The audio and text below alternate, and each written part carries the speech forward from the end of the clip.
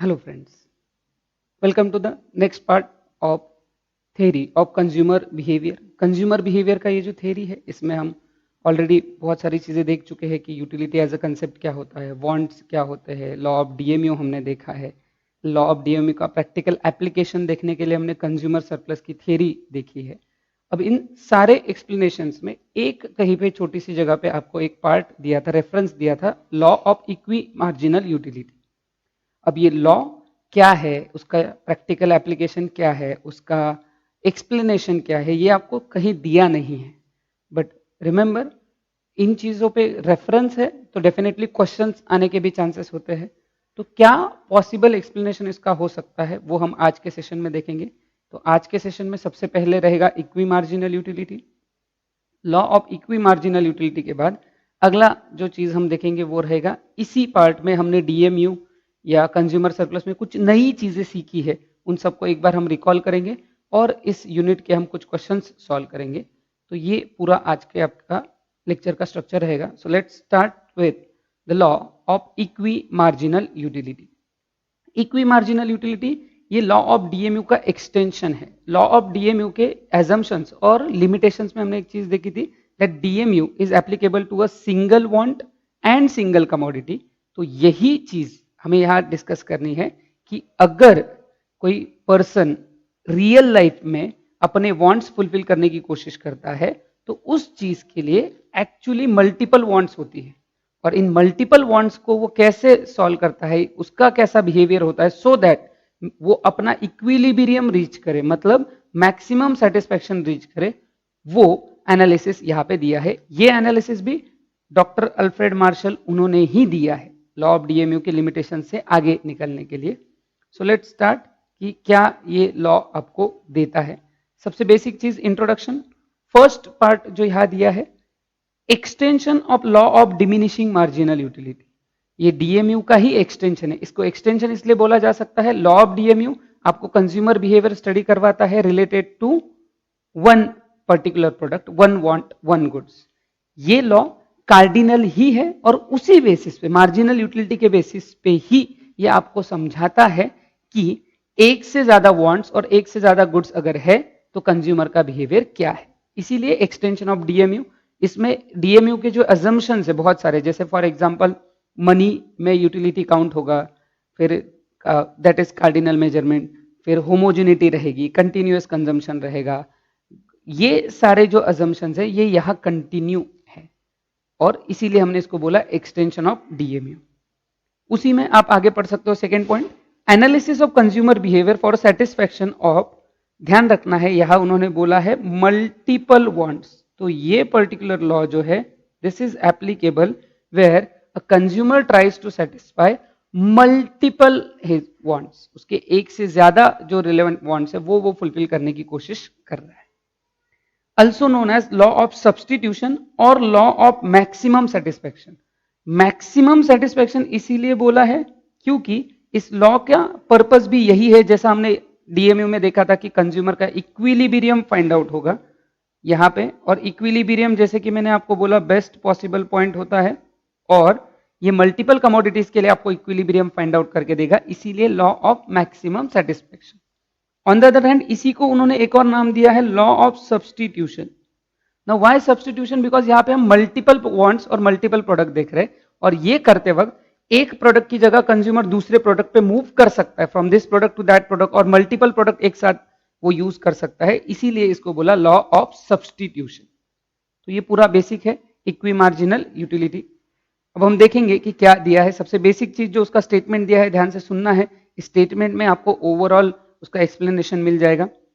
If a person has a thing which can be put to several use, he will distribute it among these uses in such a way that it has the same marginal utility in all। अब समझने की कोशिश कीजिए कि क्या ये concept है। पहली चीज, अ पर्सन हैज अ थिंग, उसके पास कोई चीज है इन द सेंस यहां पे उस पर्सन के पास है रिसोर्स जो कि लिमिटेड होते हैं, which can be put to several uses.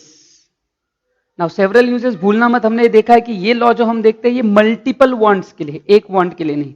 तो रिसोर्स है जो अलग अलग जगह अप्लाई किया जा सकता है। नाउ ही विल डिस्ट्रीब्यूट, वो रिसोर्स एक ही कमोडिटी के लिए नहीं, अलग अलग कमोडिटी या अलग अलग वांट्स के लिए यूज करेगा, तो वो डिस्ट्रीब्यूट करेगा। कैसे उनमें डिस्ट्रीब्यूट करेगा? In such a way that it has the same marginal utility in all, उसको सब में मिलने वाला जो मार्जिनल यूटिलिटी है वो सेम रहेगा। सिर्फ ध्यान रखना ये पर यूनिट मार्जिनल यूटिलिटी की बात कर रहे हैं कि जो भी आप स्पेंड कर रहे हो अमाउंट एक्सेट्रा रुपीज जो भी स्पेंड कर रहे हो उसका पर रुपी यूटिलाइजेशन जो है वो हर जगह से सेम है। वहां जाके कंज्यूमर का इक्विलिब्रियम आएगा और उसको मल्टीपल प्रोडक्ट्स भी मिलेंगे और मैक्सिमम सेटिस्फेक्शन भी वो अचीव कर पाएगा। अब एग्जैक्टली वो कैसे करेगा, इसके लिए हम यहाँ पे भी टेबल, हर इसमें हमने टेबल देखा है, तो यहां भी हम वो टेबल डिस्कशन करेंगे जिसमें आपको ये समझेगा that how consumer is reach और how he is able to achieve the maximum satisfaction. In other words, a consumer gets a maximum total utility, maximum satisfaction from spending his income when the MU derived from the last unit of money spent on each commodity tends to be equal. Her commodity पे जिस पे वो पैसा spend कर रहे हैं वहां से मिलने वाला लास्ट रुपी या पर रुपी यूटिलिटी जो है वो सेम है। अभी तक के एक्सप्लेनेशन में मैंने 2 बार पर रुपी यूटिलिटी बोला है। अब उसका और कंज्यूमर के बिहेवियर का क्या रिलेशन है, क्या कॉन्टेक्स्ट है, वो अब हम आगे देखेंगे। और इसके लिए आपको एक बेसिक एग्जांपल सुनना है, समझना है। Suppose a consumer spend his income on the purchase of only 2 commodities X and Y. Multiple goods देखने हैं, ये एक्स वाई एंड जेड भी हो सकता है, बट अभी समझने के लिए हम 2 ही गुड्स कंसिडर कर रहे हैं, product X and product Y. ये 2 गुड्स हैं जिनकी मदद से कंज्यूमर खुद की वांट्स फुलफिल करने की कोशिश कर रहे हैं।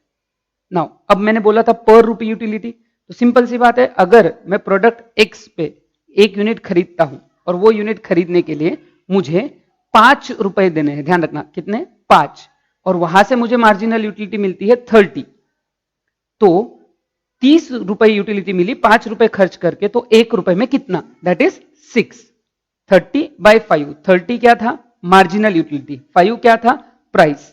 सो MUX अपॉन PX, इससे मुझे पर रुपी यूटिलिटी मिलेगी और फिर मैं उसको कंपेयर करूंगा with the Y and then we will decide कि हमें X चाहिए, Y चाहिए या दोनों चाहिए और किस तरीके से कंज्यूमर बिहेव करेगा। तो ये ध्यान रखना और आगे का सेंटेंस ध्यान से पढ़ना। Let us denote the MU of X by MUX and its price by PX.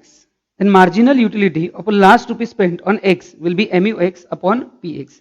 तो जैसे हमने देखा था कि हमें पर रुपी यूटिलिटी कंपेयर करना होता है अलग अलग प्रोडक्ट्स का, तो मार्जिनल यूटिलिटी और प्राइस, जैसे हमने हमारे एग्जांपल में अभी थोड़ी देर पहले देखा कि जो मार्जिनल यूटिलिटी मिली वो थी 30 और जो प्राइस पे किया हमने उसके लिए वो था 5। अब ये 30 क्या था, तो मार्जिनल यूटिलिटी, और P5 क्या था प्राइस, और उससे हमें मिला कि 1 रुपए जब मैं उस प्रोडक्ट पे स्पेंड करता हूं तो मुझे जो पर रुपी यूटिलिटी मिली वो है 6 रुपए। तो ये जो है ये हर प्रोडक्ट के लिए निकाला जाएगा। जैसे अभी हमने ये प्रोडक्ट एक्स के लिए देखा, सेम चीज हम ये करेंगे प्रोडक्ट वाई के लिए। Similarly MUY upon PY will indicate the marginal utility per rupee spend, marginal utility per rupee spend on Y, where MUY will denote MU marginal utility of commodity Y and PY denotes the price of Y। तो इस तरीके से हम 2 अलग अलग products का marginal utility निकालेंगे लेकिन पर रुपी, और उस बेसिस पे डिसाइड किया जाएगा कि एग्जैक्टली कंज्यूमर कौन सी चीजें परचेस करेगा और कौन सी चीजें नहीं करेगा।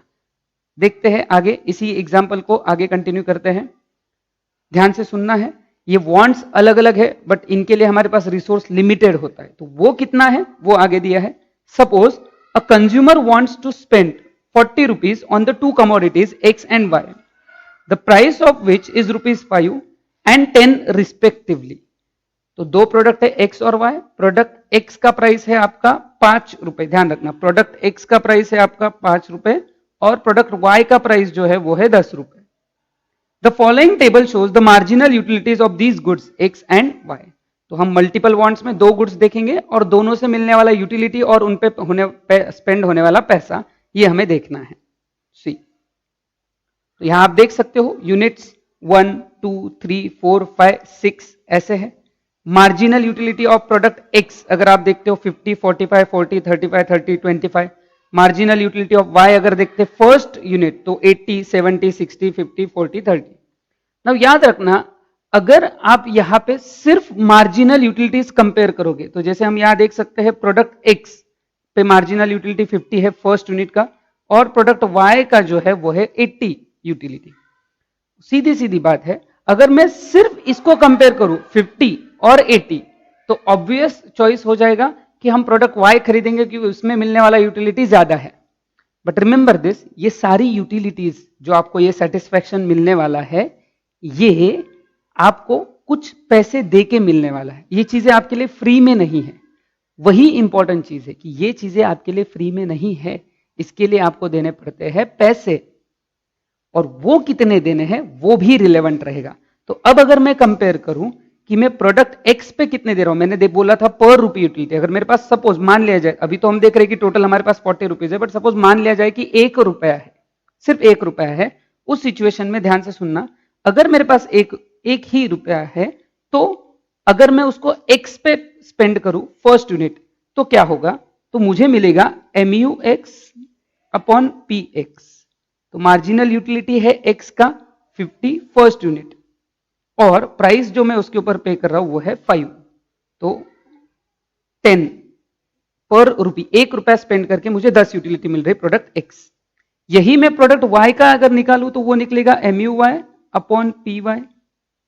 सो mu y जो मार्जिनल यूटिलिटी है वो है 80, और उसके लिए हम पे कर रहे हैं 10 रुपीज, तो हुआ 8।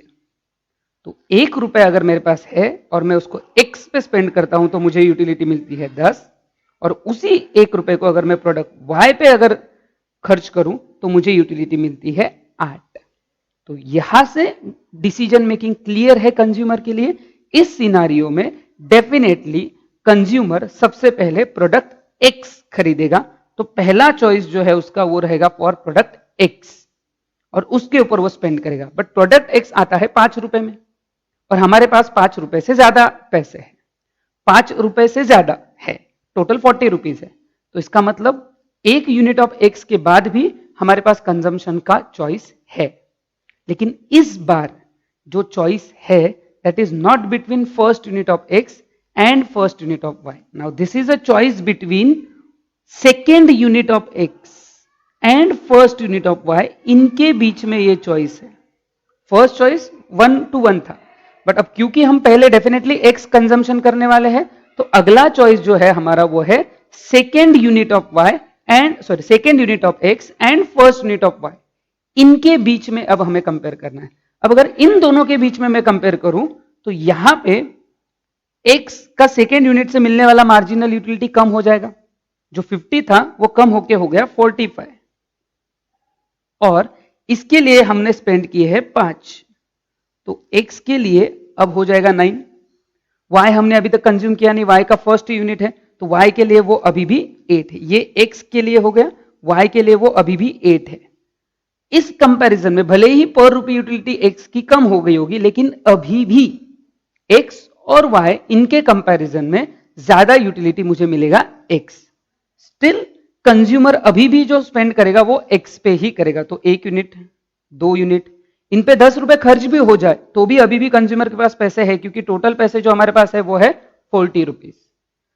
अब जो कंपैरिजन है, नाउ याद रखना, अब जो अगला कंपैरिजन है that is between, this comparison is between third unit of x,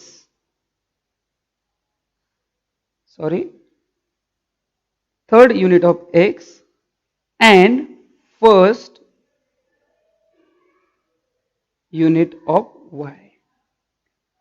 इनके कंपैरिजन की अगर हम बात करें तो अब ये होगा कि थर्ड यूनिट ऑफ एक्स जो है उसको अगर मैं कंपेयर करूं, third unit of x 40 utility देता है और आता है सिर्फ 5 रुपए में, और वहां है 8, और फर्स्ट यूनिट ऑफ वाई हम ऑलरेडी जानते हैं 80/10, और यहां पर रुपी यूटिलिटी जो आपको मिलता है वो रहेगा आपका 8।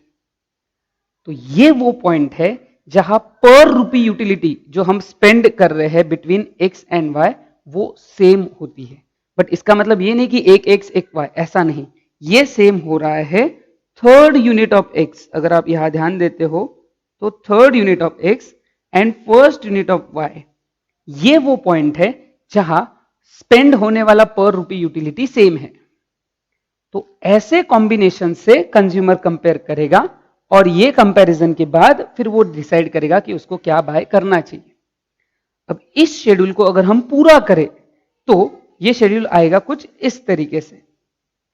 सेम एग्जांपल 40 रुपीज स्पेंड करने on X and Y. Now this will be the schedule.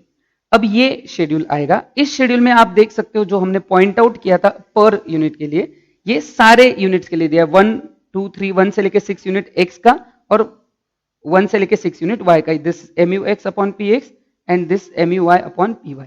ये हमको पर रुपी यूटिलिटी दिखाता है, जिसमें हम देख सकते हैं कि 1 और 2 यूनिट ऑफ एक्स जो है, यहां तो डेफिनेटली यहां तक का प्रेफरेंस डेफिनेटली एक्स के लिए रहेगा, लेकिन जब अगला कंपैरिजन आएगा तो हम यहां देख सकते हैं कि थर्ड यूनिट ऑफ एक्स और 1 यूनिट ऑफ वाई, यहां पे ये सिमिलैरिटी आती है। बट ये सिमिलैरिटी सिर्फ इसी कॉम्बिनेशन में नहीं है। आप अगर अगला कॉम्बिनेशन देखते हो जो फोर्थ यूनिट है एक्स का, यहां देख सकते हो 35 डिवाइडेड बाय 5 करेंगे तो आएगा 7। फिर यहां सेकेंड यूनिट जो हम इधर देख रहे हैं वाई का 70 यूटिलिटी मिल रहा है और 10 रुपए स्पेंड करें तो 70 अपॉन 10 यहां आएगा आपका 7।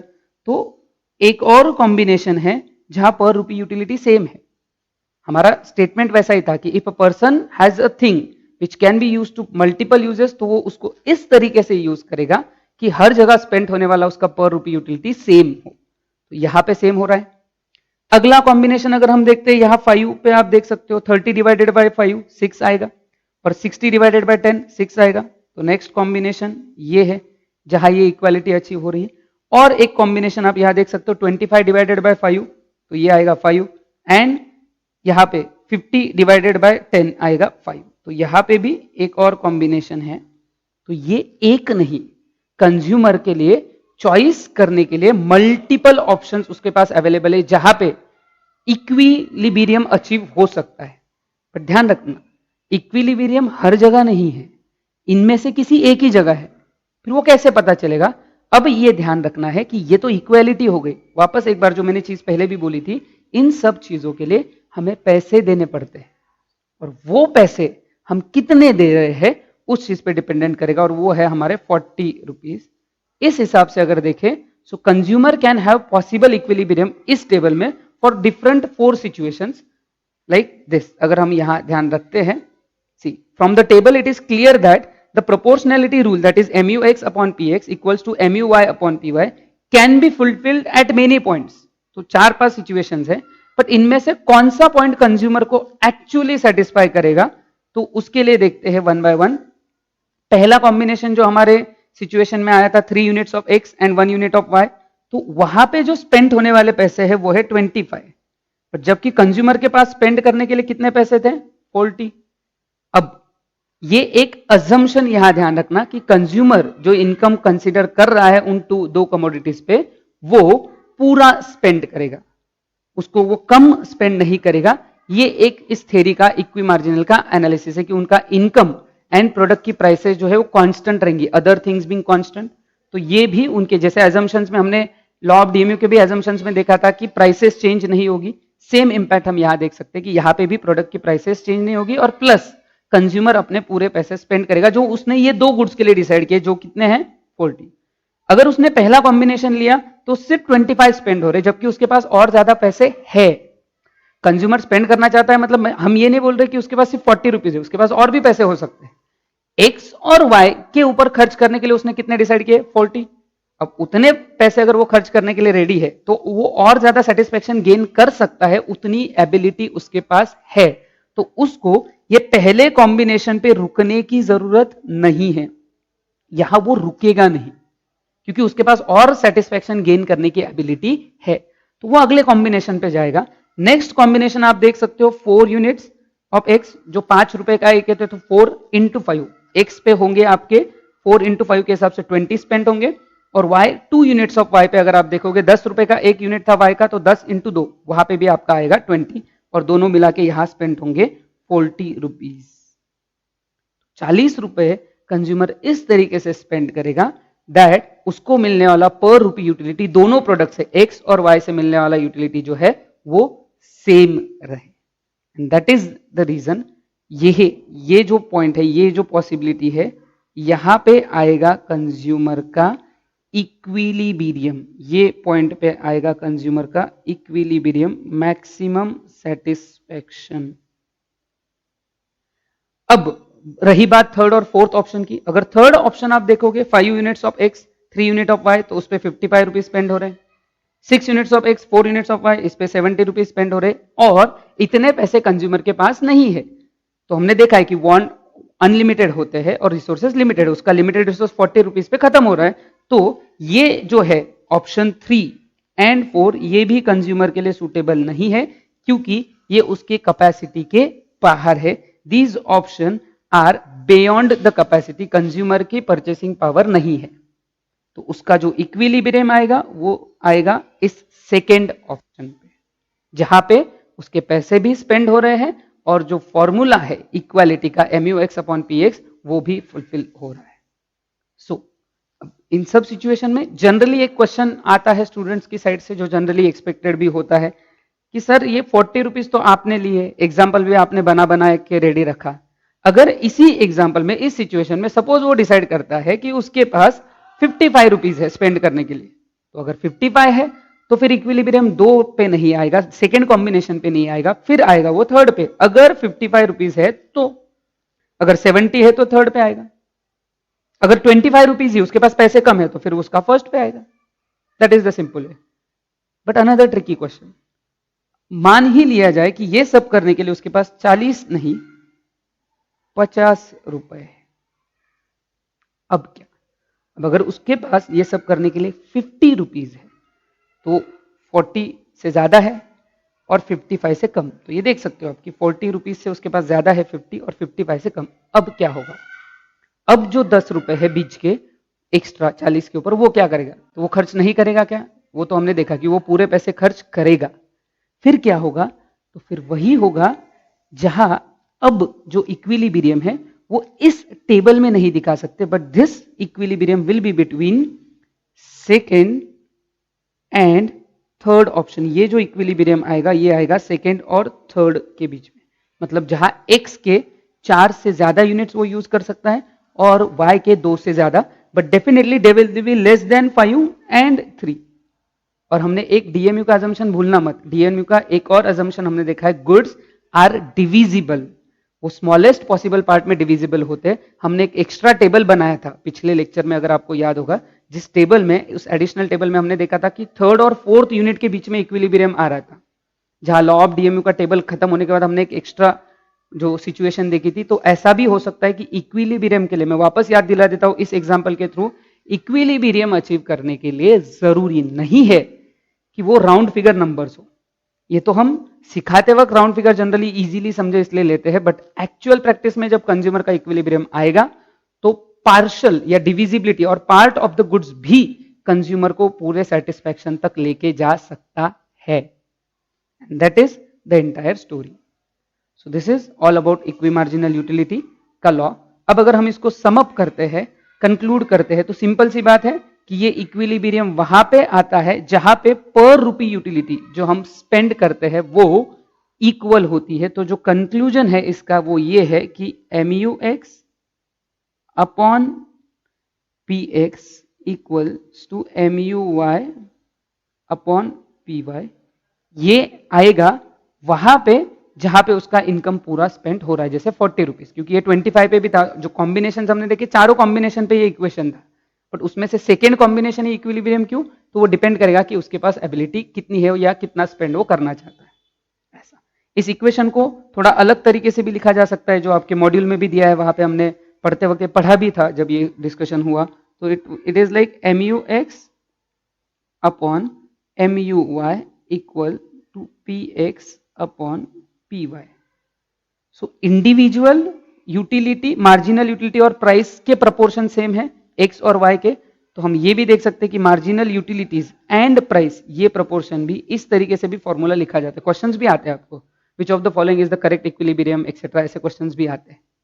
अब ये हमने देखा 2 प्रोडक्ट के लिए। अगर कंज्यूमर के पास 3 प्रोडक्ट होते तो क्या होता? तो सिंपल सी बात है, उस केस में ये जो इक्विलिब्रियम आता वो कुछ इस तरीके से होता, MUX upon P X equals to M U Y upon P Y equals to M U Z upon P Z. क्योंकि इक्वी मार्जिनल यूटिलिटी याद रखना सिर्फ दो कमोडिटीज का एनालिसिस नहीं करता, ये मल्टीपल है। हमने एग्जांपल में इजी रखने के लिए दो रखे, बट ये दो से ज्यादा कमोडिटीज के लिए भी एप्लीकेबल है, और वहां पे इक्विलिब्रियम फिर ये आएगा। और इसी तरीके से जनरली कंज्यूमर का बिहेवियर होता है।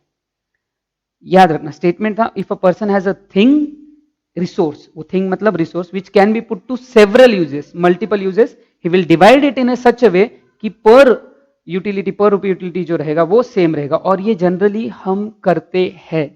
जैसे कि मैंने बोला डीएमयू के लिमिटेशंस यहां भी एप्लीकेबल रहेंगे, जैसे constant marginal utility of money वगैरह एक्सेट्रा, बट स्टिल हम बोल सकते हैं कि प्रैक्टिकली एक्चुअली हम ऐसा करते हैं। मतलब अगर हम हमारी खुद की बात कर ले कि सपोज आपके पास दिन में 24 घंटे होते हैं, आप 24 घंटे इसको रिसोर्स मान लो, टाइम भी तो इंपॉर्टेंट रिसोर्स है, और इसके मल्टीपल यूजेस है आपके पास। जैसे टाइम के यूजेस क्या क्या है, तो सबसे बढ़िया और सबसे फेवरेट यूज होता है सोना। आजकल तो काफी मजा आ रहा है उसमें। तो सबसे पहला चीज है सोना, टीवी देखना, मोबाइल देखना, फिर मोबाइल देखना, उसके बाद हो सके तो घर पे कुछ काम कर लेना। आजकल लोग कभी खाना नहीं बनाए लेकिन किचन में जाके प्याज काट रहे, स्टेटस डालने होते ना, तो कर लेते हैं। कभी किया नहीं था बट अब है तो कर लिया। और ये सब करने के बाद अगर थोड़ा बहुत टाइम बच गया तो लोग पढ़ाई भी कर लेते हैं, लेक्चर्स भी हो सकता है देख ले, हो सकता है कि क्वेश्चन जो दिए है वो जल्दी जल्दी सॉल्व कर ले, कंसेप्ट का डिस्कशन पूरा कर ले अगर टाइम मिला तो। अब सीधी सीधी बात है, इनमें से हमें सबसे ज्यादा यूटिलिटी जिस चीज में मिलती है वहां हमारा टाइम ज्यादा जाता है, और जैसे जैसे उसका टाइम खत्म होता है तो हम दूसरी जगह शिफ्ट होते हैं। तो ऐसा नहीं कि हम 24 हो सकता है कि सोना बहुत पसंद हो किसी, नींद तो भाई मजे से ले ही लो, बट कब तक, 8 घंटे, 10 घंटे, 15 घंटे, कभी तो ऐसा पड़े पड़े भी तो बोर हो जाएगा, होता है ऐसा। फिर वो अपना टाइम शिफ्ट करे, पड़े पड़े बोर हो गया, फिर बाजू में मोबाइल पड़ा रहता है, उठा लिया, टक टक टक टक टक टक कर लिया। अच्छा, मोबाइल में भी अगर आप जैसे सपोज आपके पास 4 घंटे जो आपने डिसाइड किया कि मोबाइल पे स्पेंड करोगे, तो मोबाइल पे क्या क्या ऑप्शन है? मोबाइल में बहुत सारे ऑप्शन है ना, आपके पास फेसबुक है जो आपकी जनरेशन के लिए आउटडेटेड हो गया क्योंकि आप इंस्टा वाले लोग हो। तो फेसबुक हो गया, इंस्टाग्राम हो गया, या यूट्यूब हो गया, यूट्यूब पे वीडियोज हो गई, यूट्यूब पे लेक्चर्स भी हो सकते हैं, राइट। अब इसमें से सबसे ज्यादा टाइम हमारा सारा का सारा टाइम हम एक ही जगह नहीं जाते, हम थोड़ी देर इंस्टा देखते हैं, फिर एक 15 मिनट, आधा घंटा, अपनी अपनी कैपेसिटी है वैसे, उसके बाद बोर हो गए, फिर वहां से फेसबुक चला गए, फेसबुक से यूट्यूब चला। क्या कर रहे हैं हम? टाइम को डिवाइड कर रहे हैं। यही डिस्ट्रीब्यूशन हम प्रैक्टिकली भी करते हैं रिसोर्सेज के साथ, और उसी थ्योरी को नंबर्स में पुट किया है in law of equi marginal utility. I hope आपको ये कंसेप्ट क्लियर है। इस कंसेप्ट के आखिरी में मैं आपको एक और चीज सजेस्ट कर दूं, इक्विलिब्रियम का जो सिचुएशन हमने पढ़ा है या जो हमने देखा है, ये इक्विलिब्रियम का सिचुएशन ध्यान रखना है आपको। ये पर्टिकुलर इक्विलिब्रियम का सिचुएशन सिंगल गुड्स के लिए अलग है और मल्टीपल वांट्स के लिए अलग। अगर ये दोनों भी कार्डिनल ही है, law of diminishing marginal utility, law of equi marginal utility, दोनों भी कार्डिनल एनालिसिस है, उसमें अगर मैं सिंगल गुड्स के लिए अगर देखता हूं तो इक्विलिब्रियम, सिंगल गुड बोलना चाहिए, इक्विलिब्रियम आएगा marginal utility is equal to price. और यही चीज अगर मैं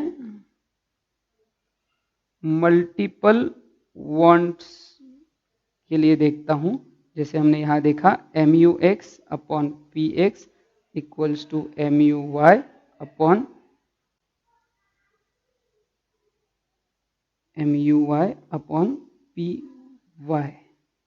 तो ये ध्यान रखना है कि इक्विलिब्रियम जो है पॉइंट दोनों अलग अलग है। सिंगल प्रोडक्ट के लिए maximum satisfaction where marginal utility is equal to price, and multiple के लिए M U X upon P X equal to M U Y upon P, या अगर और भी ज्यादा गुड्स हमारे पास है तो उनके लिए हम ये डिस्कस कर सकते हैं। So that is entire part related to law of equi marginal utility. I hope आपको समझ गया होगा। इस पर्टिकुलर सेक्शन के नोट्स जो आपका जो व्हाट्सएप ग्रुप बना हुआ है क्लास का, इसके थ्योरी नोट्स भी आपको पढ़ने के लिए उस ग्रुप पे प्रोवाइड किए जाएंगे। नेक्स्ट, तो आगे बढ़ेंगे हम अगले सेशन के साथ, और वो है रिकॉल टाइम। अब हमने सारी चीजें देख ली, कार्डिनल एनालिसिस यहाँ पे पूरा खत्म हुआ सारी चीजों के साथ।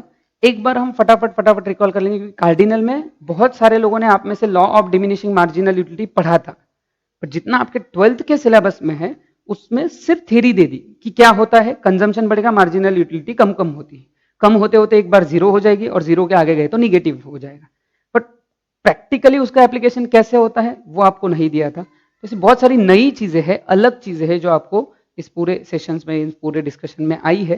तो एक बार हम फटाफट रिकॉल कर लेंगे एंड देन लास्ट सेक्शन की तरफ बढ़ेंगे जो है आपके question and answers. Let's see revision of DMU and consumer surplus, new concept याद रखना, जो बेसिक आपने देखा है वो अब हम नहीं करेंगे, सिर्फ मेन कंसेप्ट को हम रिकॉल कर लेंगे तो ये पार्ट अच्छे से हो जाएगा।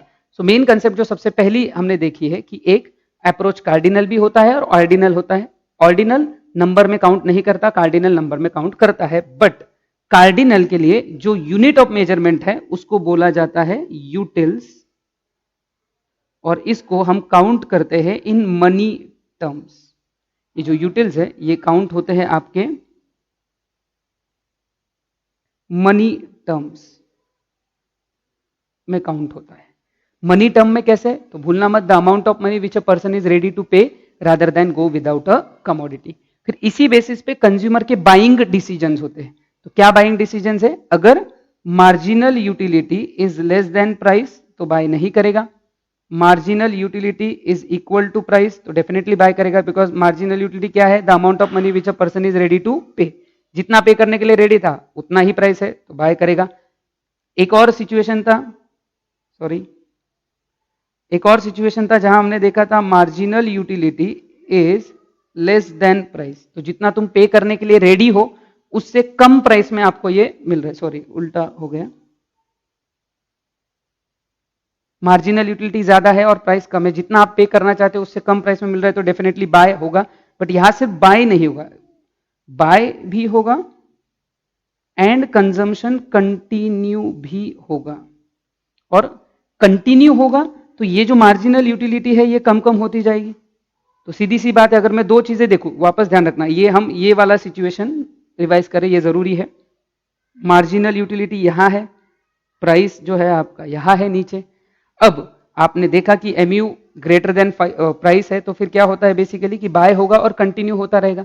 बाय होते होते कंटिन्यू हुआ तो ये जो मार्जिनल यूटिलिटी कम होते होते आएगी, क्योंकि जैसे जैसे उसके यूनिट्स बढ़ेंगे मार्जिनल यूटिलिटी कम होगी और अल्टीमेटली इक्वालिटी अच्छी होगी, और जिस भी यूनिट पे ये इक्वालिटी अच्छी होगी वही है कंज्यूमर का इक्विलिब्रियम।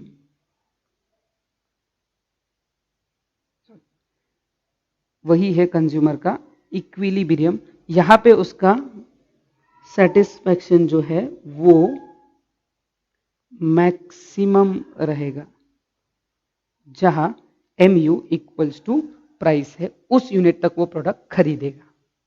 तो ये एक बेसिक चीज जो थोड़ी एक्स्ट्रा एडिशनल होती है एज कंपेयर टू जो आपने बेसिक 12th में देखा था उसके कंपैरिजन में ये दिया था। फिर इसी से आगे जो एक कंसेप्ट आगे बन के आई थी जिसका नाम था कंज्यूमर सरप्लस। तो जब जब marginal utility is greater than price है तो वो जो हम एक्स्ट्रा पे करने के लिए रेडी थे उससे जो और हमको कम पर पे करना पड़ रहा है वो जो है उसे डिफरेंस को हम बोलेंगे कंज्यूमर सरप्लस। तो वो उस सिचुएशन में निकलेगा consumer surplus is equal to marginal utility minus price, marginal utility minus price, ये जो डिफरेंस निकलेगा ये है आपका कंज्यूमर सरप्लस। और ये तब तक होता रहेगा जहां MU ग्रेटर देन, सॉरी, जहां marginal utility is equal to price, वहां उसके पहले तक सरप्लस मिलेगा, क्योंकि ये सिचुएशन पे कंज्यूमर सरप्लस जो है वो जीरो है, यहां कंज्यूमर सरप्लस जीरो है और इसके आगे कंज्यूमर कंटिन्यू नहीं करेगा, ये फिक्स है। तो ये पूरा थ्योरी जो है ये हमने पढ़ा रिलेटेड टू कंज्यूमर सरप्लस। फिर कंज्यूमर सरप्लस का हमने एक टेबल देखा था, और इस टेबल में कुछ एनालिसिस है जो जैसे मैंने बोला था कि आपको न्यूमेरिकल एग्जांपल आ सकते हैं। तो न्यूमेरिकल एग्जांपल में जैसे ऐसा क्या ऐसा टेबल दे दिया और बोला कि बताओ कि इक्विलिब्रियम कहाँ है, तो फिर उसका आंसर रहेगा 6 यूनिट्स। सिंपल सी बात है, उसका आंसर आएगा 6 यूनिट्स, बिकॉज 6 यूनिट्स पे MU is equal to price, ये आपका इक्वेशन फुलफिल होता है। फिर उसके बाद अगर हम आगे बढ़ेंगे तो यहाँ पे क्वेश्चन आ गया कि अगर प्राइस सपोज 22 रुपीज है, तो इक्विलिब्रियम कितना है? तो इक्विलिब्रियम उस सिचुएशन में अगर प्राइस भी 22 है तो वो इक्वालिटी यहाँ आती है आपकी 5 यूनिट पे, तो यहाँ है। फिर आपको पूछा जा सकता है कि कंज्यूमर सरप्लस टोटल कितना निकलता है, तो हम यहाँ से इसकी टोटल काउंट कर सकते हैं। और मैंने एक और तरीका बोला था आपको कि अगर आप इन सबको ऐड करो और माइनस कितना पे कर रहे हो तो भी आपको मिलेगा। जैसे हमने इस सिचुएशन में हमने एक कंसेप्ट पढ़ा था, अगर आपको याद होगा, कि अगर हम इन सबको ऐड करते हैं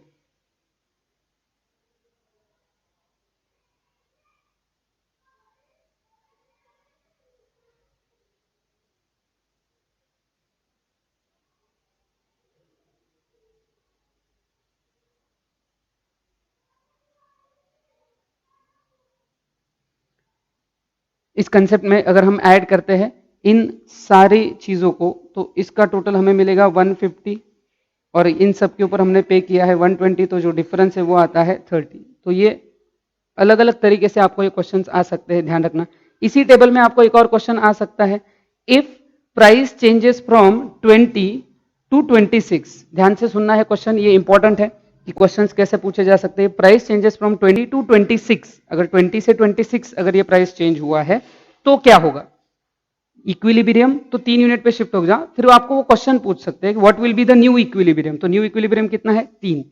ऐसा भी क्वेश्चन आ सकता है, इक्विलिब्रियम चेंजेस बाय। ध्यान रखना, इक्विलिब्रियम चेंजेस बाय, तो पहला था 6 अब है 3, तो उसका आंसर रहेगा 3 यूनिट्स। ऐसा क्वेश्चन 24 के लिए भी आ सकता है। अगर क्वेश्चन आया कि प्राइस 24 हो गई तो कितना इक्विलिब्रियम? 4। बट क्वेश्चन मेरा अब ध्यान से सुनना, if price changes from 20 to 24 equilibrium changes by, तो इक्विलिब्रियम कितने से चेंज हो रहा है ये पूछा है, तो that is change bye 2 units. नया इक्विलिब्रियम 4 पे आया बट वो बदला कितने से? क्वेश्चन ध्यान से सुनना, क्या पूछा है उन्होंने वो ध्यान से सुनना, कि उन्होंने नया इक्विलिब्रियम पूछा है तो या कितने से चेंज हो रहा है वो पूछा है। तो कितने से चेंज हो रहा है पूछा है तो आपको ये आंसर लिखना है कि 2 यूनिट से चेंज हुआ है। लाइक दिस ये कंज्यूमर सरप्लस का कंसेप्ट रहेगा। एक और इंपॉर्टेंट चीज, maximum satisfaction and point of satisfaction अलग होता है। मैक्सिमम सेटिस्फैक्शन वहां है जहां एमयू इक्वल्स टू प्राइस है, पॉइंट ऑफ सैटिस्फैक्शन वहां है जहां एमयू इज 0 है। तो ये दोनों चीजें भी अलग अलग है। फिर आगे हमने देखा था कि ये पर्टिकुलर चीज में डायग्राम भी आ सकती है। कंज्यूमर सरप्लस का जो डायग्राम हमने देखा था इस रिवीजन में, उस डायग्राम में हमने देखा था कि ये पूरा जो डाउनवर्ड स्लोपिंग है ये मार्जिनल यूटिलिटी कर्व भी है, and this is the curve जो आपको आपका डिमांड कर्व भी बता रहा है कि कंज्यूमर कितना बाय करेगा। क्योंकि जैसे अगर हमने देखा कि अगर ये प्राइस यहां से ऊपर हो जाती है, यहां कहीं पे अगर ये प्राइस आ गई तो जो क्वांटिटी है वो उसकी कम हो जाएगी, क्योंकि ये इक्वेलिटी जो आर पॉइंट पे है, सपोज मैं यहां पे नया पॉइंट ले रहा हूं टी,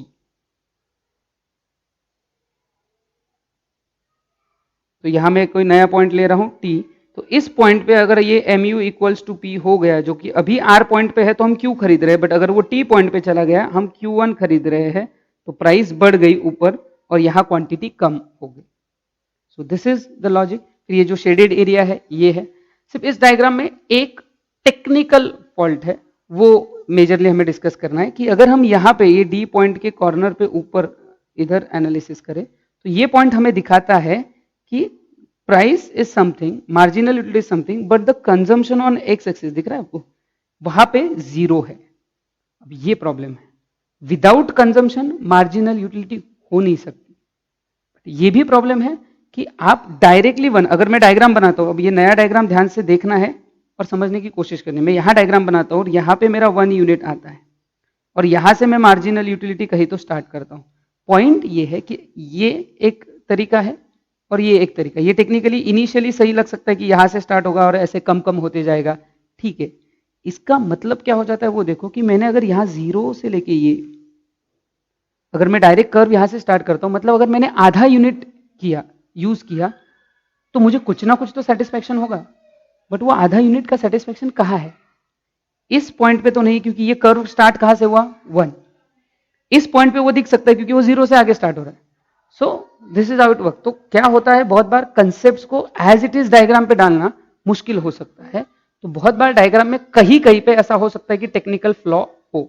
जैसे इस डायग्राम का टेक्निकल फ्लॉ ये है कि 0 यूनिट पे भी वो कंजम्पशन दिखा रहे हैं, बट अगर 0 से 1 पे दिखाएंगे, जैसे मैंने राइट साइड वाले डायग्राम में निकाला है, तो फिर 0 से लेके 1 के बीच की जो जो पॉसिबिलिटीज है वो कहाँ है? इसीलिए ये डायग्राम यहां से उन्होंने स्टार्ट किया है। तो ये भी एक क्वेश्चन जनरली पूछा जाता है कि सर यहाँ पे कंजम्पशन तो 0 है, फिर यूटिलिटी कहाँ से आई? तो अब इसका कोई तोड़ नहीं है, क्योंकि मैं अगर यूनिट कंजम्पशन 0 पॉइंट कुछ तो भी करूं तो भी कुछ सेटिस्फेक्शन हो सकता है, नहीं हो सकता है। और इसीलिए ये टेक्निकल फ्लॉ के साथ ही डायग्राम हमको ऐसा ही देखना है। ऐसा डायग्राम देके आपको क्वेश्चन पूछा जा सकता है कि बताओ कि कौन सा एरिया है जो कंज्यूमर सरप्लस दिखा रहा है। याद रखना कौन सा एरिया है जो टोटल यूटिलिटी दिखा रहा है, भूलना मत। मैं मार्क कर रहा हूं यहाँ पे, समझ लेना अच्छे से। यहां से लेके ओ, मैं वापस आपको ध्यान दिला देता हूं कि क्या हो रहा है यहाँ पे।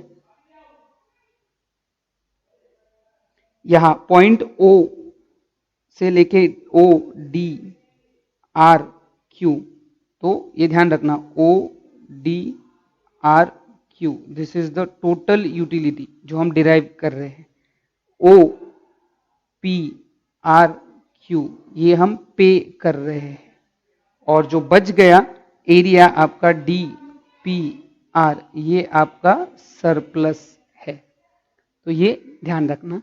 और दो चीज, जो कंज्यूमर का मार्जिनल यूटिलिटी कर्व है वही उसका डिमांड कर्व है। इसीलिए तो हमने देखा था कि लॉ ऑफ डिमांड के रैशनल में पहली चीज हमने देखी थी लॉ ऑफ डीएमयू, क्योंकि आगे आने वाले यूनिट्स के लिए हम कम पे करते हैं।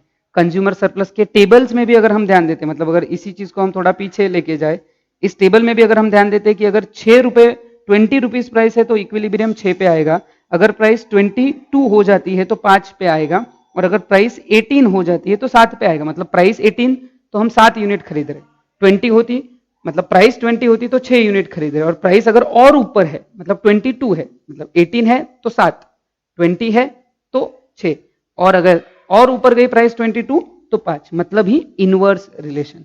तो ये law of DMU he explain करता है कि क्यों इनवर्स रिलेशन यहां पे रहेगा। सो दिस एंटायर पार्ट जो इससे रिलेटेड था। एंड एक और एक्स्ट्रा चीज जो हमने देखी थी, area covered under total utility, total utility curve के नीचे जो एरिया आता है that area is nothing but your total utility.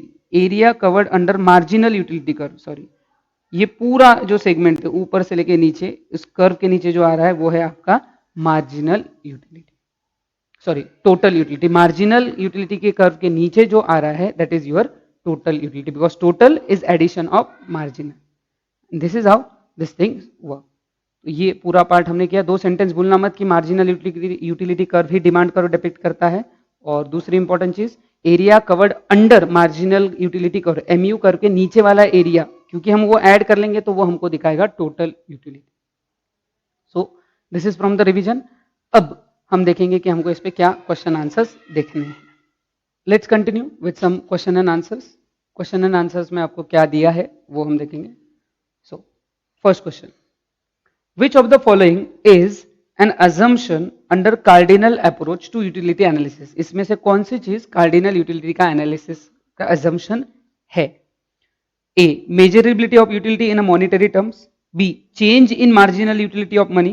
C, utility arises even at a zero consumption. And D, all of the above. तो एक ही assumption यहाँ सही है, that is A, कि हम मार्जिनल यूटिलिटी को मॉनिटरी टर्म्स में काउंट करते हैं, बाकी मनी का यूटिलिटी तो हम कांस्टेंट अज्यूम करते हैं, और 0 यूनिट पे हम कोई कंजम्पशन अज्यूम नहीं करते। Next, the difference between the price a consumer is willing to pay and the price he actually pay is called, now what he is willing to pay is, I hope आपको याद है, उसी को हम बोलते हैं marginal utility. What we actually pay is called price, और इन दोनों के डिफरेंस को ही हम बोलते हैं कंज्यूमर सरप्लस। तो जो आंसर है इस चीज का वो है consumer surplus, that is C. C answer रहेगा जो आपको यहाँ पे आएगा। Next question, the cardinal approach to utility assumes marginal utility of money is. Cardinal analysis में मनी का मार्जिनल यूटिलिटी क्या रहेगा? तो इजी है, कांस्टेंट रहेगा, हम मानते हैं कि वो कांस्टेंट रहेगा, चेंज नहीं होता है। Fourth question, marginal utility can be stated by, तो मार्जिनल यूटिलिटी कैसे कैलकुलेट कर सकते हैं? Option A, TUN minus TUN minus 1, additional utility derive from the additional unit of a commodity. C, change in total utility upon change in quantity. And D, all of the above. मेरी बात ध्यान से सुनना है, ऐसा बहुत बार होता है कि इस टाइप के क्वेश्चंस में क्योंकि हमें सॉल्व करने की जल्दी होती है, लोग ऑप्शन ए, ऐसा बहुत बार होता है, हम जब हम टेस्ट वगैरह होंगे तो उसमें भी आप देखोगे ऐसी गलती हो जाती है, तो इंस्ट्रक्शन याद रखना, read the questions and all the options carefully.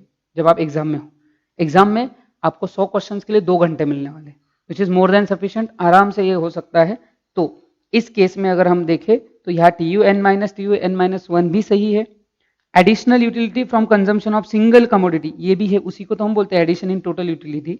And change in total upon change in quantity. I hope आपको याद होगा जब DMU का लेक्चर हुआ था तो मार्जिनल यूटिलिटी का एक एक्स्ट्रा फॉर्मूला हमने देखा था, जिसमें हमने देखा था delta TU upon delta N। अगर हमें मार्जिनल टोटल यूटिलिटीज 1 by 1 नहीं दिए, 10 यूनिट का टोटल दिया है, डायरेक्ट 15 का दिया है, तो ये डिफरेंस ऐसे फॉर्मूले से निकलता है। तो ये तीनों चीजें मार्जिनल यूटिलिटी को डिफाइन करती है, तो उस केस में आंसर रहेगा ऑप्शन डी। सॉरी, करेक्शन रहेगा यहाँ पे, याद रखना ऑप्शन है आपका D, all of the above. The correct answer is D, all of the above. Next, marginal utility is equal to additional utility derived by consuming dash dash additional unit of a commodity। कितने extra unit, वो तो हम जानते हैं कि marginal is individual, तो वो हमेशा एक ही यूनिट की वजह से रहेगा, so answer is a.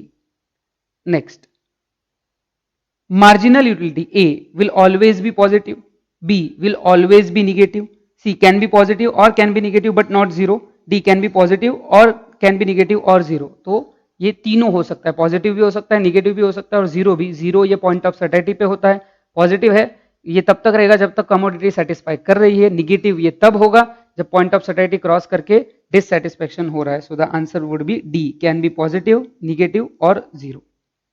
Next question, total utility A will generally be positive, will generally be negative, can be positive or negative but not zero, can be positive, negative और zero। याद रखना marginal positive, negative, zero तीनों हो सकता है, total जो है वो जनरली पॉजिटिव ही रहेगा। Next, the law of DMU states that the more a consumer consume product he derives dash dash additional consumption equal higher lesser infinite। तो सीधी सीधी बात है, जैसे जैसे कंजम्पशन बढ़ेगा वैसे वैसे यूटिलिटी कम होती जाएगी, तो आंसर है C. After reaching a saturation point consumption of additional unit of a commodity cost. Saturation पे आने के बाद A total utility to fall and marginal utility to increase. Saturation के बाद ऑप्शन ए गलत है, क्योंकि वो बोल टोटल यूटिलिटी कम होती है ठीक है, बट मार्जिनल इंक्रीज नहीं होती। B total utility and marginal utility both increase, ना टोटल बढ़ता है ना मार्जिनल बढ़ता है, ये भूलना मत। After saturation point, saturation point पे भी नहीं, उसके बाद बोल रहा है वो, सैचुरेशन पॉइंट के बाद। C total utility to fall and marginal utility to become negative, total utility कम होती है और मार्जिनल निगेटिव, ये सही है। And total utility to become negative and marginal utility to fall, तो टोटल निगेटिव नहीं होता है, so correct answer is C.